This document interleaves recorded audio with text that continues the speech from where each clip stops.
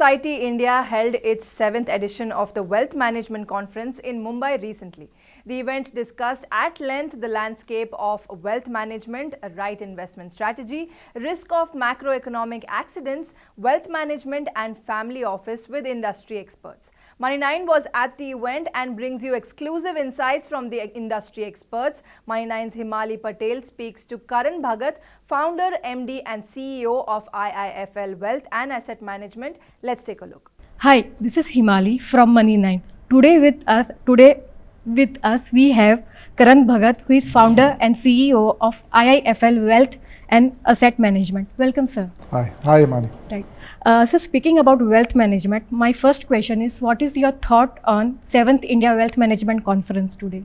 I think it's a great conference. I think both the industries, wealth and asset management, are extremely topical on today's date.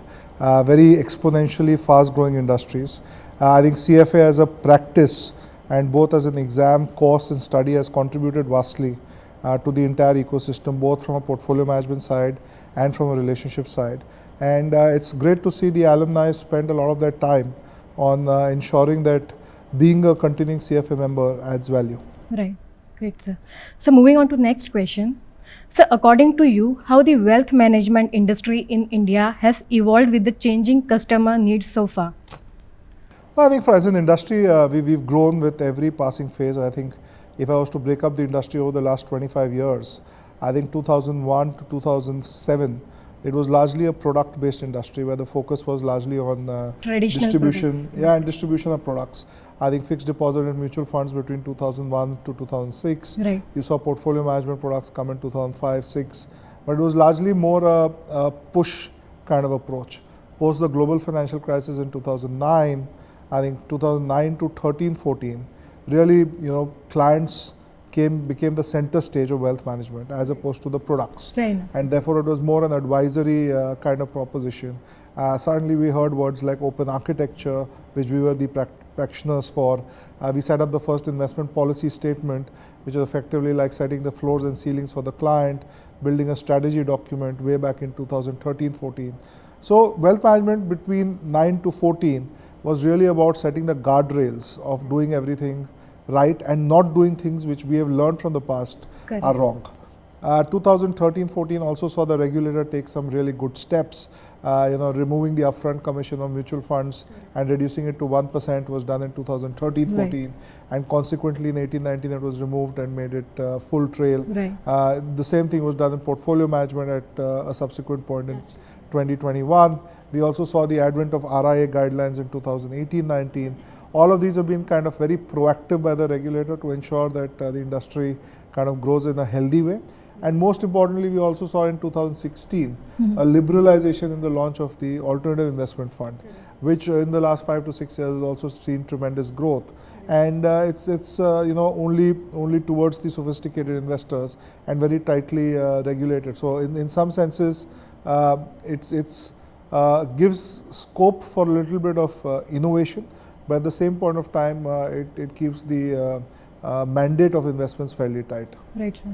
Fair enough. So moving on to next question.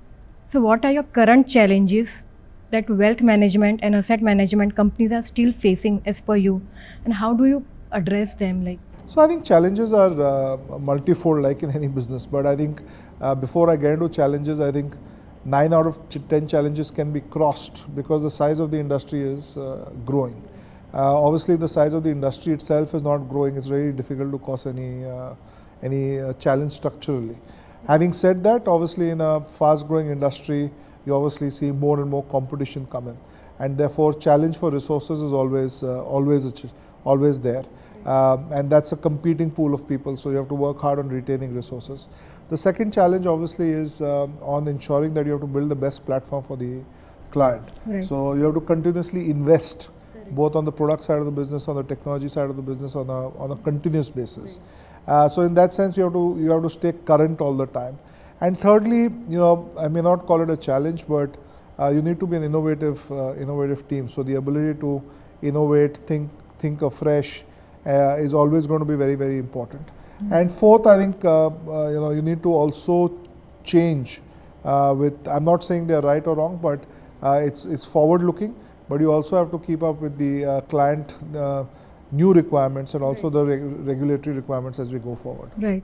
So this innovations in the wealth management, how they have changed the investors' experience altogether while dealing with the wealth management?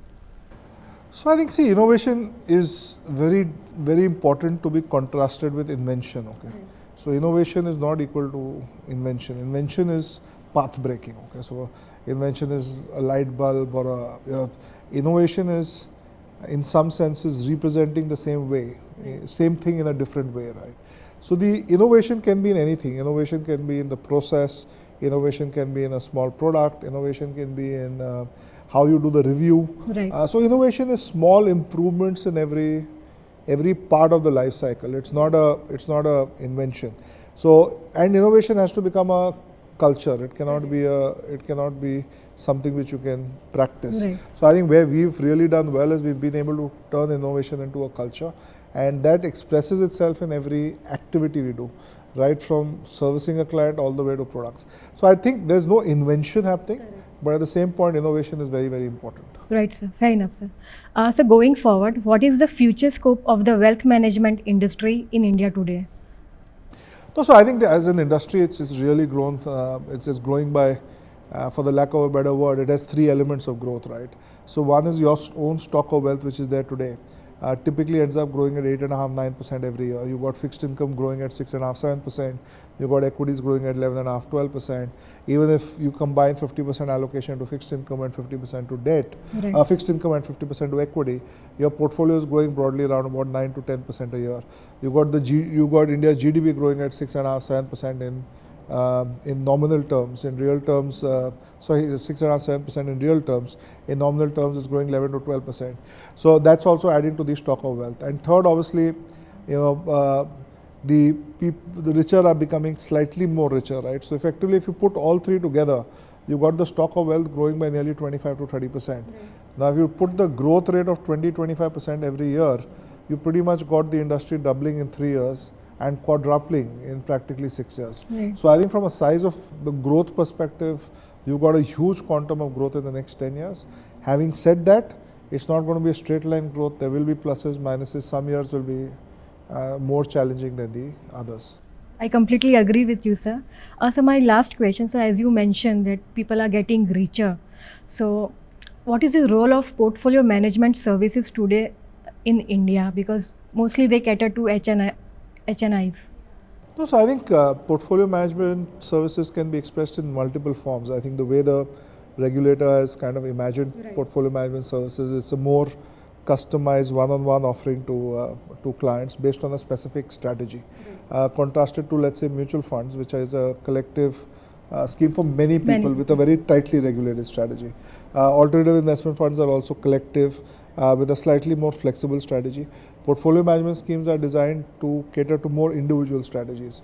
And I think as time goes by, people will find PMSs fairly comprehensive, because they'll be able to find expressions of their own likings in its own way. Correct. Obviously, because of that, individual strategies, obviously there's a limitation in terms of minimum amounts and so on and so forth. But going forward, I think as a business, it'll continue to grow. And obviously the popular strategies can be mapped to multiple sets of clients, and therefore they can become scalable. Fair enough, sir. So we'll end the session over here. So it was a pleasure talking with you, and thank you so much for your time. Thank you, Mani. Thank you.